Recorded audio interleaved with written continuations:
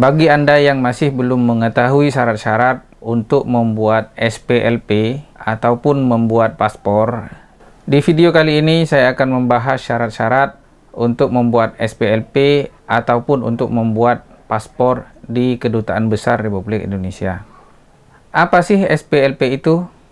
SPLP adalah surat perjalanan laksana paspor, yang mana surat perjalanan ini dibuat oleh KBRI untuk dipergunakan untuk kita yang tidak mempunyai paspor untuk balik ke Indonesia. Dan SPLP ini hanya bisa dipakai satu kali jalan, yaitu pulang ke Indonesia.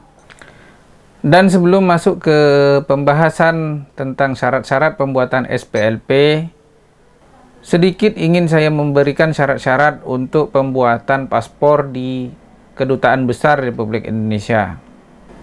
Persyaratan umum untuk pembuatan paspor. Seluruh pemohon yang datang harus melengkapi persyaratan di bawah ini, yaitu membawa paspor asli, kemudian fotokopi halaman depan identitas dan halaman visa, itu bagi yang punya visa, ataupun permit kerja, itu yang punya permit kerja, dan semua yang masih berlaku. Dan visa itu seperti apa? Banyak contoh visa yang bisa kita contohkan di sini, seperti visa untuk belajar di Malaysia, visa untuk ikut suami atau untuk ikut istri kepada warga negara Malaysia atau penduduk tetap di Malaysia. Kemudian, untuk paspor yang hilang, Anda akan diminta keterangan dalam bentuk BAP. BAP itu apa? BAP itu adalah berita acara pemeriksaan dan sertakan surat laporan polisi setempat. Untuk pemohon yang mempunyai IC merah, harap sertakan juga fotokopi IC merah dan fotokopi permit masuk. Untuk persyaratan umum paspor tadi itu hanya diperuntukkan untuk orang yang mempunyai izin tinggal di Malaysia, ya, yang rupanya yang bisa berupa visa atau berupa izin tinggal atau berupa izin tinggal. Yang kosong tidak bisa meminta paspor. Yang kosong hanya bisa membuat SPLP atau perjalanan laksana paspor. Apa sih perjalanan laksana paspor? Surat perjalanan laksana paspor adalah surat perjalanan yang dibagikan oleh Kedutaan Besar Republik Indonesia untuk warga negaranya, yaitu warga negara Indonesia yang tidak memiliki atau kehilangan paspor. Jadi SPLP ini digunakan untuk sekali jalan, yaitu jalan pulang ke Indonesia. Syarat-syaratnya, seluruh pemohon yang datang harus memiliki persyaratan di bawah ini, yaitu membawa paspor apabila ada, baik berlaku maupun yang sudah tidak berlaku lagi, dan difotokopi.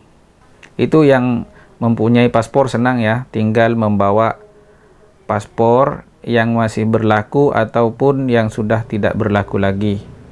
Itu sudah banyak yang tahu dan banyak yang kebingungan tentang masalah yang kedua ini. Apabila pemohon tidak memiliki paspor, bawalah salah satu dokumen Indonesia seperti KTP, kartu keluarga atau ijazah, atau surat penghantar dari desa pemohon. Di sini ada lagi sebetulnya yang kita bisa boleh dibawa, akta lahir, ya. Akta lahir itu boleh dibawa.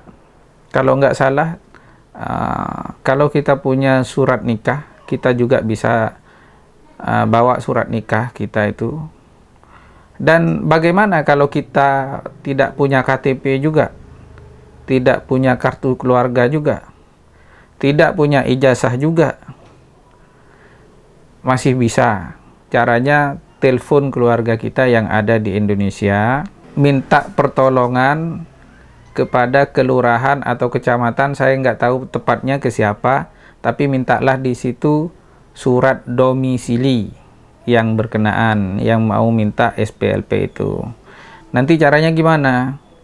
Dikirim lewat WhatsApp, dikirim lewat Facebook Messenger, dikirim lewat Line juga bisa, dikirim lewat WeChat juga bisa, macam-macam. Bisa Instagram juga bisa. Apa saja yang boleh dikirim itu? KTP kadang-kadang kita nggak punya juga, tapi KTP kita di Indonesia atau kartu keluarga juga yang ada di Indonesia itu boleh dikirimkan semua. Semakin banyak data yang kita dikumpulkan, semakin kita bisa meyakinkan pihak kedutaan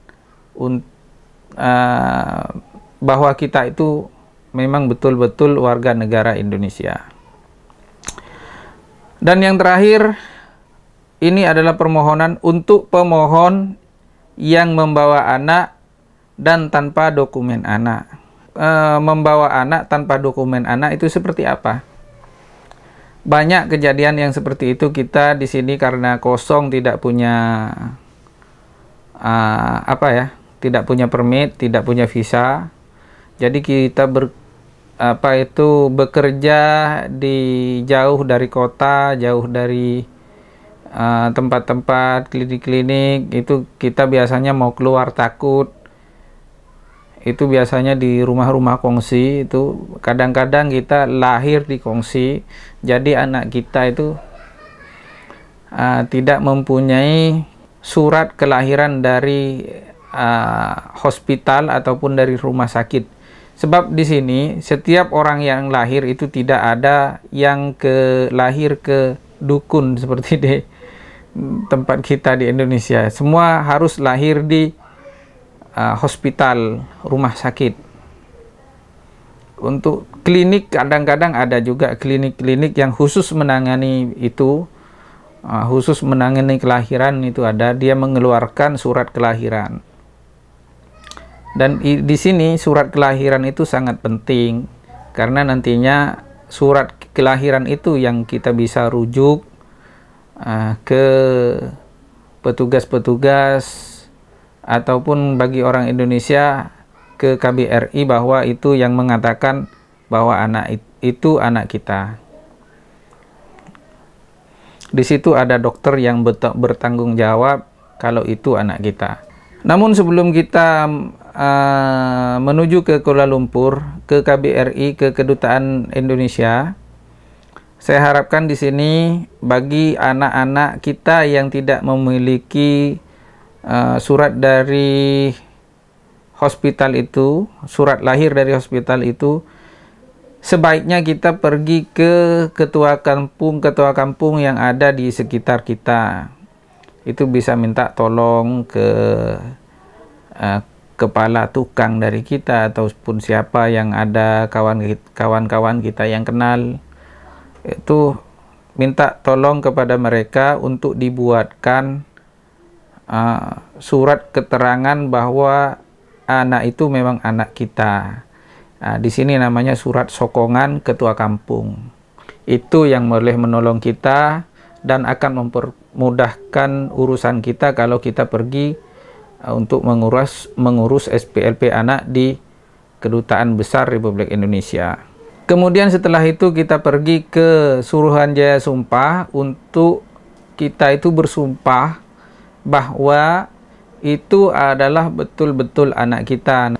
Oke, dan untuk seterusnya jam kerja pelayanan paspor dan SPLP di Kedutaan Besar Republik Indonesia itu setiap Senin sampai Kamis dibuka jam 9 pagi sampai pukul 5 petang dan istirahatnya pukul 1 tengah hari sampai pukul 2. Itu dari Senin dan Kamis.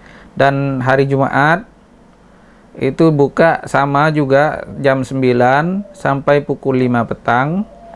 Dan istirahatnya ini ada sedikit berbeda, yaitu dari pukul 12 sampai 30. Itu karena